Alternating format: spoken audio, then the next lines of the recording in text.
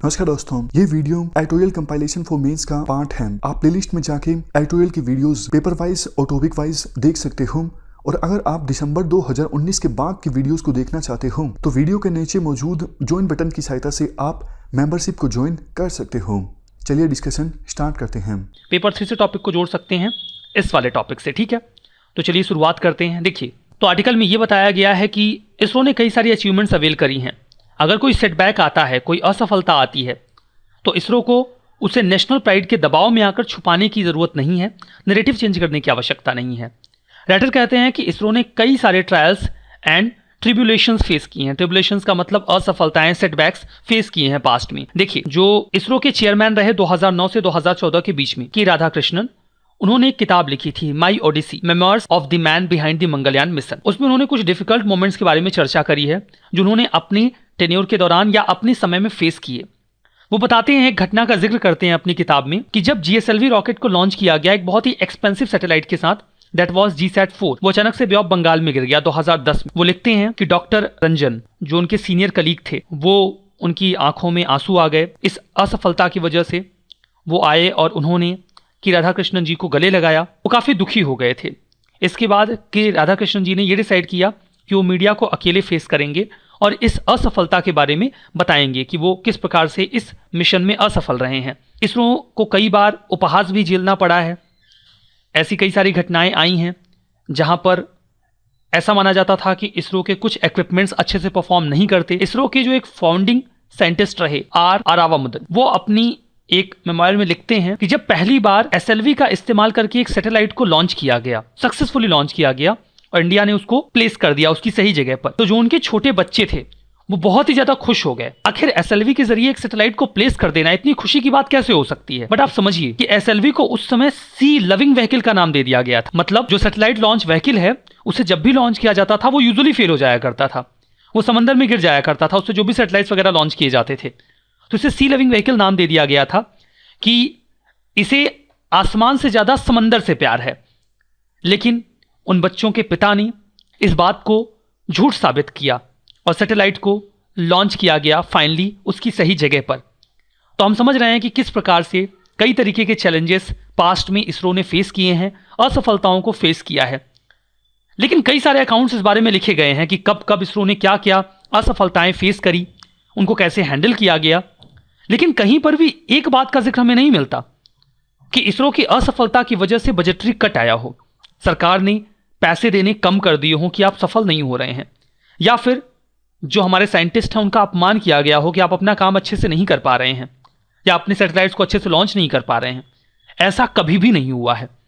सरकार चाहे जो रही हो, वर्तमान सरकार रही हो, इसके पीछे की सरकार रही हो, सरकारों को आप पसंद करते हो ना पसंद करते हो, इस बात से कोई फर्क नहीं पड़ता। किसी भी सरकार ने कभी भी इसरो के बजट को कम नहीं किया या हमारे वैज्ञानिकों के ऊपर यह दबाव नहीं बनाया गया कि आप अपना काम अच्छे से नहीं कर पा रहे हैं, क्योंकि सभी सरकारें जानती हैं कि स्पेस कितना टफ है और इसरो लगातार पूरे दिल से मेहनत करता है कि वो अंतरिक्ष में सफलताएं हासिल करे। यही कारण है कि जब लास्ट वीक हमारा लैंडर चांद पे सही सलामत नहीं पहुंच पाया, थोड़ा झुका हुआ पहुंचा, कनेक्शन कट हो गया, कनेक्शन अभी तक स्टैब्लिश भी नहीं हो पाया है, तो हमारा लैंडर विक्रम था वो सॉफ्ट लैंडिंग अच्छे से नहीं कर पाया मून पर, हमारा कनेक्शन बीच में ही कट हो गया। कुछ लोगों ने ये सवाल पूछा, आखिर इसरो को ऐसी आवश्यकता क्यों महसूस हो रही है कि वो नैरेटिव को एक्सप्लेन करें या उसे डाइवर्ट करें या उसे बार बार इस तरीके से बताना कि हमारा जो मिशन है वो 90 to 95% सक्सेसफुल रहा है।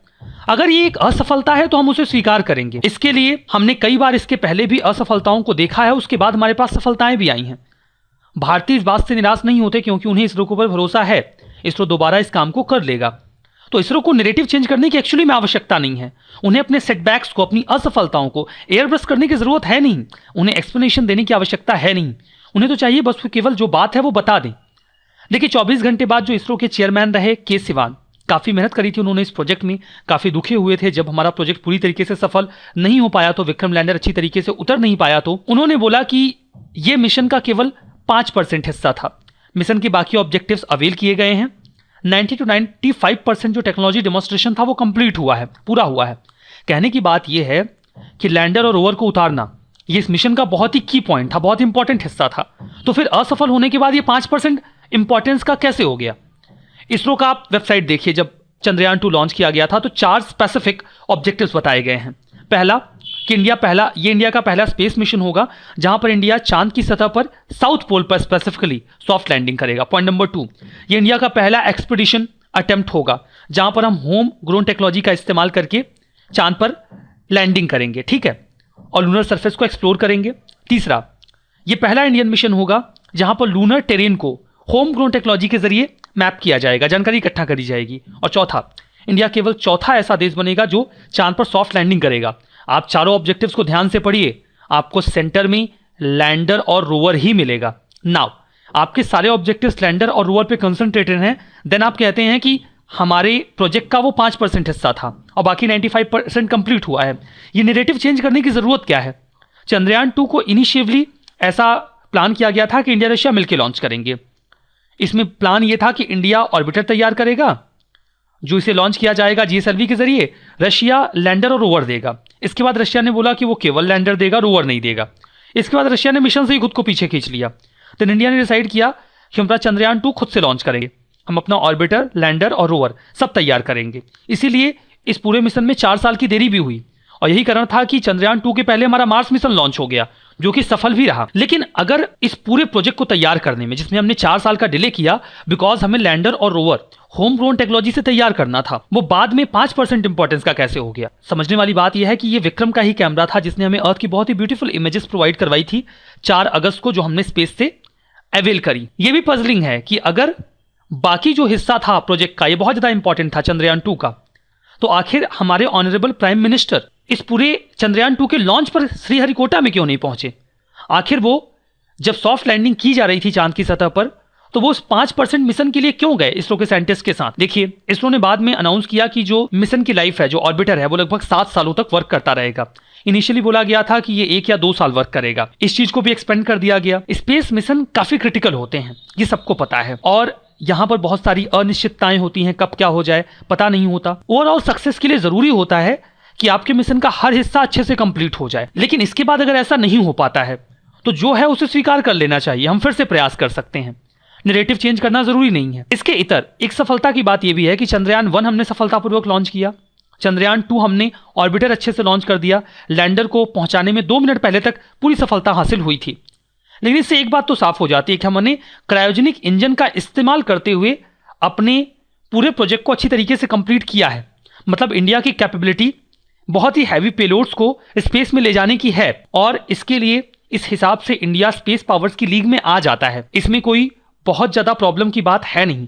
तो इसरो इस लिहाज से काफी सफल रहा है। देखिए, ये दुनिया भर में ऑर्गेनाइजेशंस का नेचर है, जहां कहीं भी पब्लिक मनी इस्तेमाल होती है, वहां पर अगर कहीं कोई असफलता हाथ लगती है तो बैड प्रेस, मतलब गलत न्यूज स्प्रेड ना हो, उनके बारे में निगेटिव नैरेटिव्स ना तैयार किए जाएं, इसीलिए वो एक पॉजिटिव नैरेटिव क्रिएट करते हैं। देखिए, चंद्रयान 2 के लॉन्च को बार बार डिले किया गया, लेकिन फिर भी इंडिया में इसके लिए कोई निगेटिव पब्लिसिटी नहीं हुई।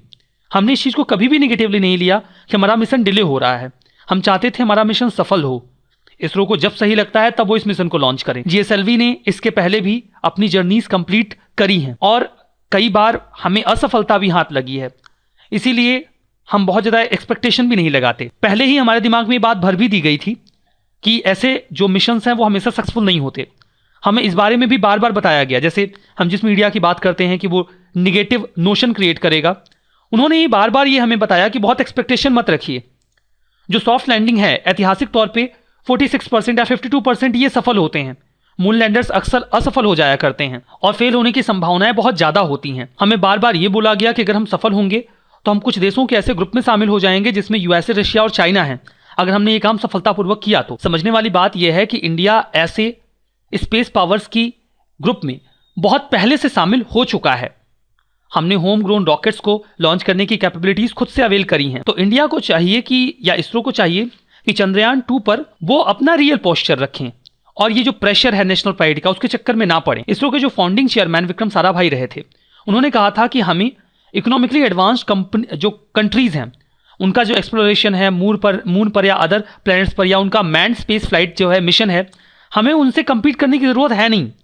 हमें तो चाहिए कि हम एडवांस टेक्नोलॉजीज के एप्लीकेशन को तैयार करें जिससे कि लोगों के और समाज की वास्तविक समस्याओं का निदान हो सके। हालांकि स्टेटमेंट बहुत पहले बोला गया था हो सकता है बाकी की बातें आपको इररिलेवेंट लगी, लेकिन एक बात अभी भी इंपॉर्टेंट है, दैट इज कंपीटिंग। हमें इस बात के चक्कर में नहीं पड़ना चाहिए कि कौन कितना और कब सफल रहा है। हम तो सारा काम खुद से कर रहे हैं। हमारी टेक्नोलॉजी इतनी बेहतर होगी तो हम भी सफल होंगे, और नहीं होंगे तो हम दोबारा प्रयास करेंगे। इसरो ने बाद में भविष्य में बहुत सारी सफलताएं हासिल करनी है।